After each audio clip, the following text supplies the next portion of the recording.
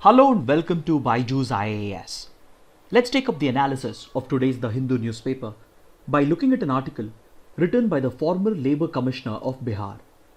In this article, the writer is evaluating the Interstate Migrant Workmen Act of 1979 and its failure in protecting the interests of migrant workers. Over the last few weeks, we have discussed in detail how the COVID-19 pandemic and the lockdown has affected the well-being of migrant workers across the country. So this brings up the need to provide for adequate legal safeguards in order to protect the interests of migrant workers. In fact, we already have a law that is meant to protect their interests. It is the Interstate Migrant Workmen Act of 1979. But the problem is, the provisions of this act are highly inadequate. In order to understand why the law is inadequate, we need to look at how the law defines an interstate migrant worker. According to this act, a migrant worker is a person who has been recruited by a licensed contractor or a person who has been recruited through a licensed contractor. The very definition of a migrant worker is flawed in this legislation because it excludes a majority of the migrant workers, as most of them are not recruited through licensed contractors. So this poor definition results in the large-scale exclusion of migrant workers from the ambit of the Act, and this is one of the reasons why the 1979 Act fails to be an improvement over the law that it replaced, which is the Orissa-Dadhan Labour Act of 1975. Another flaw in the legislation is that its provisions apply only to those establishments which employ 5 or more interstate migrant workers.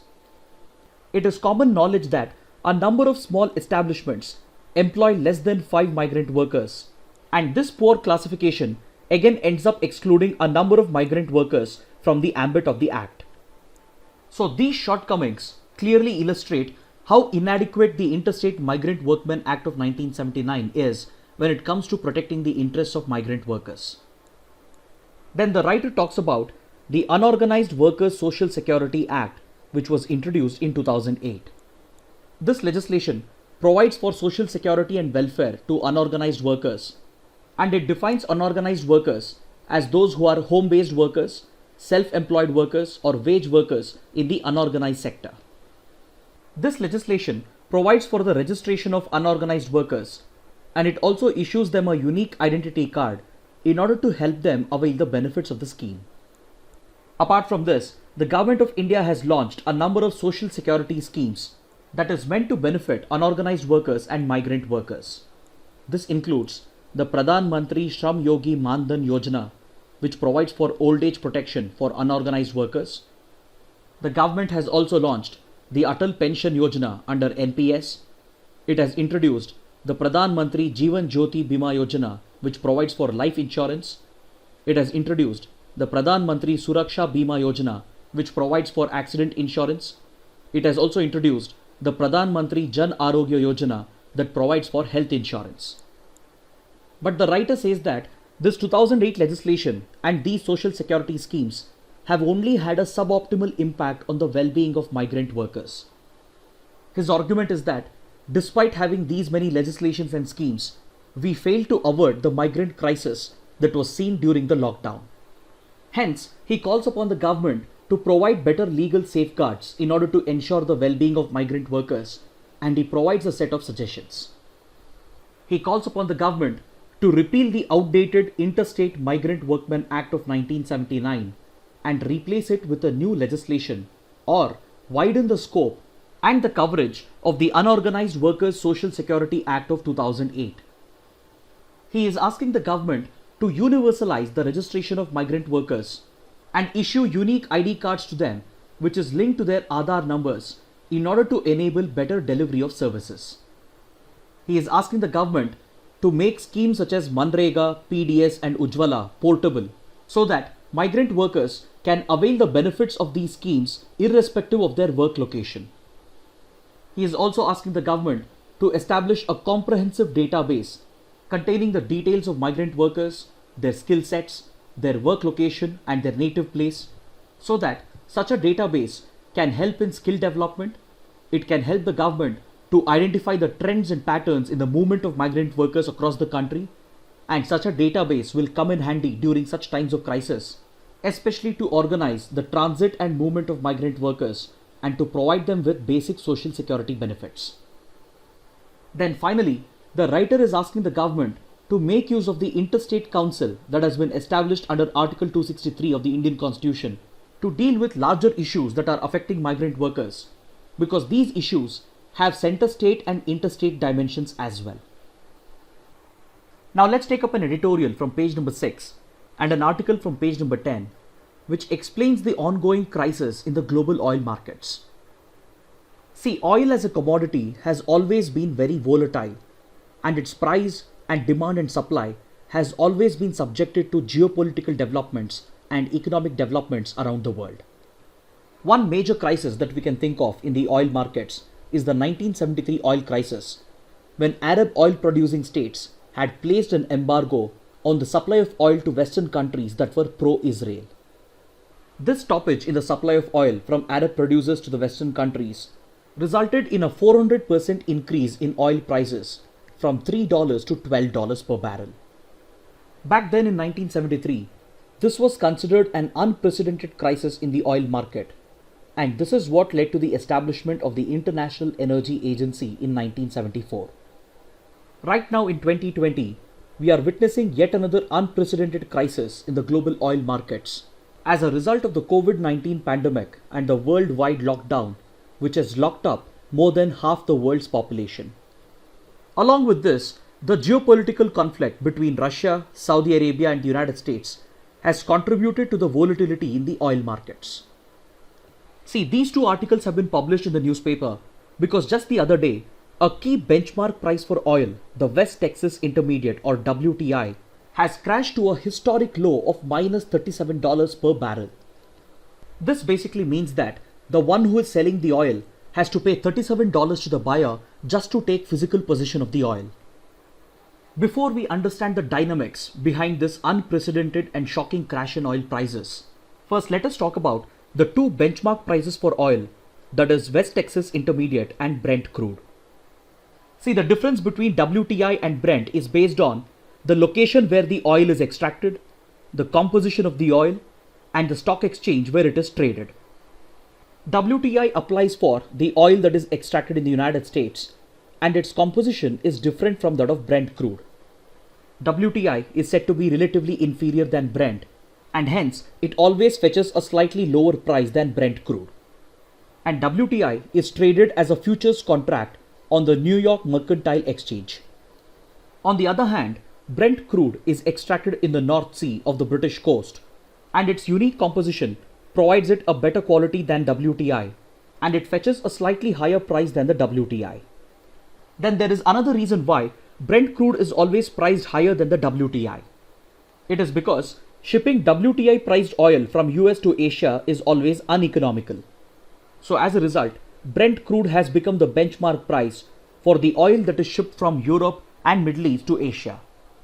Then with regard to its trading location, Brent crude is traded on the Intercontinental Exchange that is located in London. And unlike WTI trading, which is settled in futures contract, Brent crude contracts are settled in cash. Over the last 2 months, both the benchmark prices have declined significantly due to the massive fall in demand, which is a result of the COVID-19 pandemic and the lockdown. See, due to the lockdown, industries, public transportation and private transportation have been shut around the world for weeks together, and as a result, global demand for oil has plunged to a historic low. See, just like any other commodity, oil prices are also determined by the demand-supply equation. If there is a sudden fall in demand, and if the supply remains constant, then the prices are supposed to fall as well. The obvious solution to this is to cut supply or cut production in order to stabilize the prices. But oil producing countries are always hesitant to cut oil production because it involves geopolitical costs and economic costs. The geopolitical cost is that the country tends to lose out its dominant position in the oil market if it cuts its oil production. The economic cost is that oil rigs tend to suffer damage when production is cut abruptly.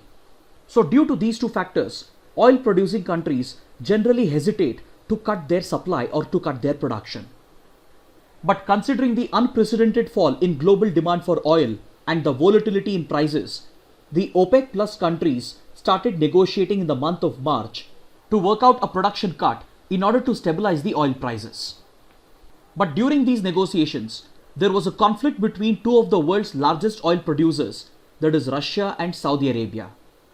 Both the countries failed to agree to a production cut, and instead they deliberately increased production and they flooded the oil market with excess supply with the intention of increasing their market share and wiping out American shale companies from competition. But after weeks of conflict between these two countries and increased volatility in the oil market, the United States intervened and it mediated a solution between Russia and Saudi Arabia. As a result of these negotiations, the OPEC Plus countries signed a deal and they agreed to cut global oil production by 9.7 million barrels per day starting from the month of May. But despite the signing of this production cut deal by the OPEC Plus countries, the benchmark prices continued to crash, and just a couple of days ago, WTI crashed to a historic low of -$37. So in order to understand why the benchmark prices crashed even after the deal was signed, and to understand why WTI alone crashed to -37, whereas Brent continues to trade at around $20, we need to understand how WTI futures contract functions. As the name itself indicates, a futures contract is a contract for the sale of a commodity in the future. The recent crash of WTI to -$37 was registered in its May futures contract. May futures refers to the oil that is supposed to be physically delivered by the seller to the buyer in the month of May, but being traded in the month of April. So under May futures, oil that is supposed to be physically delivered in the month of May is being traded in the month of April itself. See, in futures contract of any commodity, there is always a lot of speculation in the trading phase. In the trading phase, the seller is not obligated to provide physical delivery of the commodity, and the buyer is not obligated to take physical delivery of the commodity. But once the contract is settled on a prescribed deadline, then the seller and the buyer have an obligation to carry out physical delivery of the commodity. So the May futures contract of WTI crashed because once the contract was settled on April 21st, the buyer would have been obligated to take physical delivery of the oil. But the problem for the buyers is that they do not have any storage space left in the world to store oil for the month of May, because the storage spaces are still filled up with oil supplies from the month of March and April, as the demand for oil during these months had fallen drastically due to the impact of the COVID-19 pandemic and the worldwide lockdown. The reason why only WTI crashed and not Brent is because Brent contracts can be settled in cash, and hence the buyer is not obligated to take physical delivery of the commodity. But under WTI futures contract, the buyer is obligated to take physical delivery of the commodity. But since buyers did not have sufficient storage space, they refused to buy the May futures, and hence the prices crashed to -37 on the last day of the contract, that was April 21st. This also explains why June futures of WTI is trading at $20, even though May futures has crashed to -$37. It shows that the buyers are expecting the demand to pick up due to the relaxation of lockdowns, and they are expecting more storage space to clear up, and hence June futures are still trading at $20, even though the May futures have crashed to -37. So when there is such a huge difference between a future trading price and the current price, such a trade is technically referred to as contango trade. See, even though the May contract has crashed to -37, the contract for June is still trading at $20, and the contract for November is trading at a high of $31. So when such a huge difference exists between a future trading price and the current trading price, such a trade is referred to as contango trade, and it shows that the buyers are expecting the market to pick up in the coming months. Now let us take a quick look at the impact of this ongoing crisis in the global oil markets on the Indian economy. This crisis has both pros and cons for India. The massive fall in oil prices will definitely help in bringing down India's import bill, and this should come as a huge relief to the government because India imports a majority of its oil requirements. But the downside is that if the weak domestic demand continues due to the lockdown, then government tax revenues can be significantly affected. Because taxes such as excise duty and VAT that is imposed on fuel is a major source of revenue for the central government and the state governments respectively. These tax revenues are very crucial considering that the governments are expected to provide a stimulus in order to revive the economy due to the slowdown that has been caused by the pandemic and the lockdown. Then the crash in oil prices can also affect the flow of remittances into India because the fall in oil prices will affect the oil producing countries whose economies are extensively dependent on oil exports. If these economies are hit, then the well-being of the Indian diaspora who reside and work in these countries will be affected, and naturally the flow of remittances into India would also be affected. But India is making use of this opportunity created by low oil prices to steadily build up its strategic petroleum reserves. See, every country which is heavily dependent on oil imports would have built massive strategic petroleum reserves where they store oil in large underground tanks in order to shield themselves from price fluctuations and deal with any global emergencies. Similarly, India is executing the Indian Strategic Petroleum Reserve Project, and under phase 1, 3 massive underground storage tanks have come up at Visakhapatnam, Mangalore and Padur near Udupi. So these strategic petroleum reserves are being filled up by India at a time when global oil prices are at a historic low. India is also executing the second phase of the Indian Strategic Petroleum Reserve Project, and I want you to read about this and find out the locations where these reserves are coming up. Now let's take up a column from page number 7 which deals with India's Sagar Doctrine. See, the Sagar Doctrine is a very important doctrine in India's foreign policy which was spelt out by Prime Minister Modi in 2015 when he visited 3 small but very important countries in the Indian Ocean, that is Seychelles, Mauritius and Sri Lanka. While he was on a visit to these countries, the Prime Minister announced India's Sagar Doctrine, which stands for Security and Growth for All in the Region. This doctrine of Indian diplomacy is focused exclusively on the Indian Ocean region, and it is based on India's ambition of establishing itself as a net security provider in the IOR region. See, being considered as a net security provider in the region means that the country should be able to meet the maritime security needs of the region, the economic security needs of the region, and it should also be able to assist the region in disaster management by providing humanitarian assistance and disaster relief.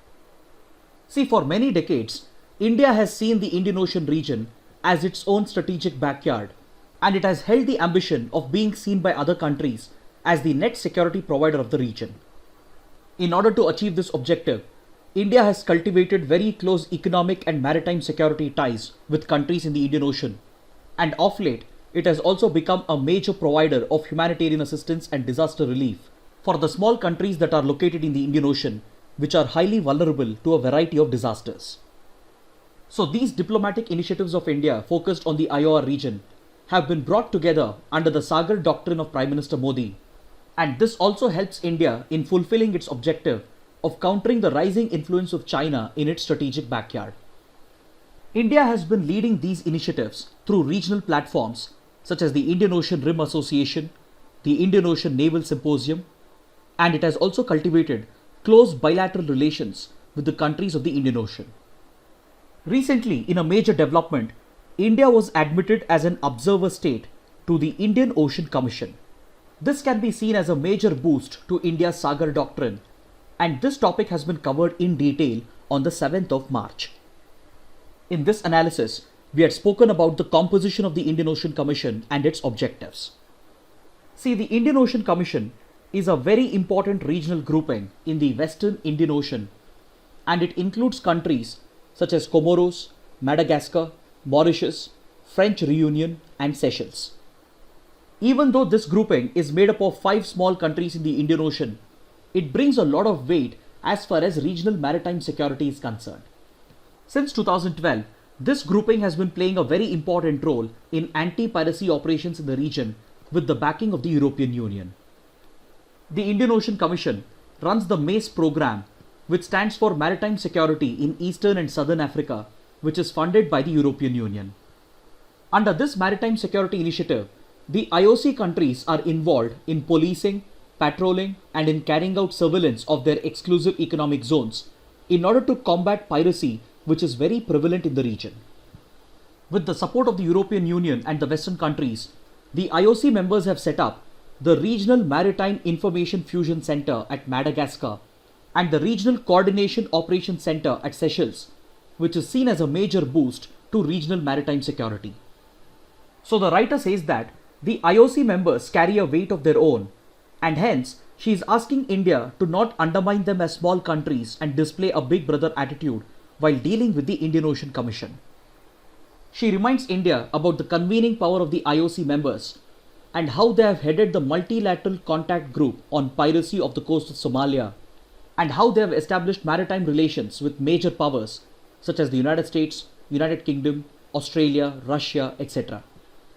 So according to the writer, the Indian Ocean Commission is a regional grouping that signifies bottom-up regionalism. So by keeping these factors in mind, India will have to fine-tune its Sagar doctrine in order to establish synergy with the IOC members. And India will have to acknowledge the strong foundation that the IOC members have already built and extend all possible support to these countries in order to further promote regional maritime security. While doing this, India will have to keep in mind that it cannot dominate these small countries, and instead it should offer a consultative, democratic and equitable relationship. India can extend its coastal surveillance radar project, which has already come up in Seychelles and Mauritius, to the other members of IOC. India can even invite the Indian Ocean Commission to be a part of its Information Fusion Center, which is located near New Delhi. This fusion center, which is operated by the Indian Navy, provides for complete surveillance of maritime traffic in the Indian Ocean through India's Coastal Surveillance Radar project. So India can share such resources with the IOC through the Sagar doctrine and help the regional grouping to further strengthen maritime security in the Western Indian Ocean region. Such a consultative, democratic and equitable relationship will also help India to fulfill its foreign policy and national security objectives. Now let's take up a small article from page number 10. The Union Health Ministry has launched an interactive platform that has been titled as @COVID India Seva in order to establish direct communication between the government and the citizens. This is an e-governance initiative of the Government of India in order to swiftly answer the queries of the citizens related to the COVID-19 pandemic and share information with the public in a transparent manner. All the queries that are addressed with @COVID India Seva would be handled through a dashboard approach. These queries would be tagged to tickets and they would be resolved in real time by trained experts. This initiative will help the Government of India to disseminate authoritative and authentic information to the public during this pandemic. Now let's take up the practice questions. Which of the following statements are correct? The Prohibition of Child Marriage Act 2006 defines a child as a person who has not completed 21 years in case of male and 18 years in case of female. The Act provides for rigorous imprisonment even for a person who performs, conducts, directs or abets any child marriage. Both the statements are correct. Option C is the right answer. This question has been asked because according to this article on page number 5, cases of child abuse and cases of child marriage has increased significantly during the lockdown period. Now let's take up the next practice question. What function do cytokines perform in the human body? The correct answer is option A. Cytokines send out a chemical signal that modulates the functioning of our immune system. Hence, they are also referred to as immunomodulators. They basically signal the presence of an infection and stimulate the production of antibodies by our immune system. This question has been asked because according to this article on page number 10, CSIR, AIIMS and Cadila Pharma are planning to try out a drug that has been developed for sepsis known as Sepsivac against COVID-19. See, as we discussed, cytokines act as immunomodulators. They detect the presence of an infection and they signal our immune system to generate antibodies against the infection. But the same cytokines can also cause inflammation of the organs, which could be counterproductive. In fact, this is what has been noticed with regard to COVID-19 as well. With regard to COVID-19, our immune system is failing to detect the infection, but at a later stage, the immune system is going into a hyperactive mode due to overactivation of the immune system by cytokines, and this is causing inflammation of the lungs, which is leading to severe respiratory issues and eventual death. So Sepsivac, which has been developed against sepsis by CSIR and Cadila Pharma, is capable of inhibiting immunomodulators such as cytokines. So these institutions are planning to try out this drug against COVID-19 because they are hoping that Sepsivac will help in inhibiting the immunomodulators. Now let's take up the next practice question. UN World Food Programme was established by the Food and Agriculture Organization and the United Nations General Assembly. The correct answer is option D, both A and C. This question has been asked because according to this article on page number 14, according to the UN World Food Programme, global hunger could double due to the COVID-19 pandemic. Now let's take up the next practice question. The United Nations Conference on the Human Environment, or the Stockholm Conference, led to the establishment of the United Nations Environment Programme. Option C is the right answer. See, the UN Conference on Human Environment was held in 1972 at Stockholm, and this led to the Stockholm Declaration. And this declaration led to the establishment of the United Nations Environment Programme. This question has been asked because according to this article on page number 14, a report of the United Nations Environment Programme has blamed human beings for the spread of the COVID-19 pandemic. According to the UNEP, the spread of a zoonotic disease such as COVID-19 can be directly attributed to the overexploitation of biodiversity and ecosystems by human beings. The UNEP has said that a number of zoonotic diseases have affected human beings because of increased contact of humans with animals, especially wild animals. So these diseases, which jump from animals to human beings, are referred to as zoonotic diseases or zoonosis, and it is a direct outcome of the overexploitation of biodiversity and ecosystems through human activities. The UNEP report even says that it is not just COVID-19, but even tuberculosis, rabies, malaria, toxoplasmosis, H1N1, SARS, MERS, Ebola, Zika, etc. They are all examples of zoonosis that have jumped from animals to human beings. And in each case, the source can be attributed to the destruction of environment and biodiversity through human activities. Now let's take up a map-based question. Which of the following islands are located in the South China Sea? Spratly Islands, Paracel Islands, or the Scarborough Shoal? The correct answer is option D. All the three islands are located in the South China Sea. Please look at this map. This is where the Spratly Islands are located. This is where Paracel Islands are located. And this is where the Scarborough Shoal is located. All these islands are disputed between China and a number of Southeast Asian countries. Scarborough Shoal is a standing maritime dispute between China and Philippines. The Paracel Islands is a standing dispute between China and Vietnam. And the Spratly Islands is contested between China, Vietnam, Malaysia, Brunei and Philippines. This question has been asked because according to this article on page number 14, China has renamed around 80 islands in the South China Sea, and this has been seen as a controversial and aggressive move of China by the Southeast Asian countries. In fact, China has recently established a new administrative district for the contested Spratly and Paracel Islands, and along with this, the renaming of these islands directly challenges the territorial sovereignty of Southeast Asian countries such as Vietnam. Now let's take up a practice question from the 2019 prelims paper. In the context of which of the following do some scientists suggest the use of cirrus cloud thinning technique and the injection of sulfate aerosol into the stratosphere?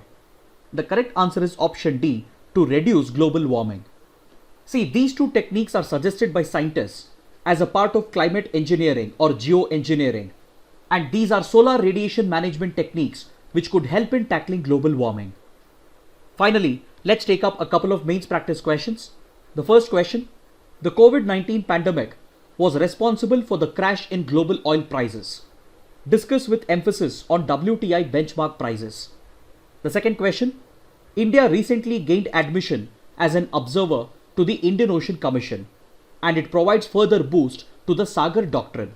Elaborate. Kindly write an answer to these questions and post them in the comment section below. So this concludes our discussion for the day. Thanks for watching.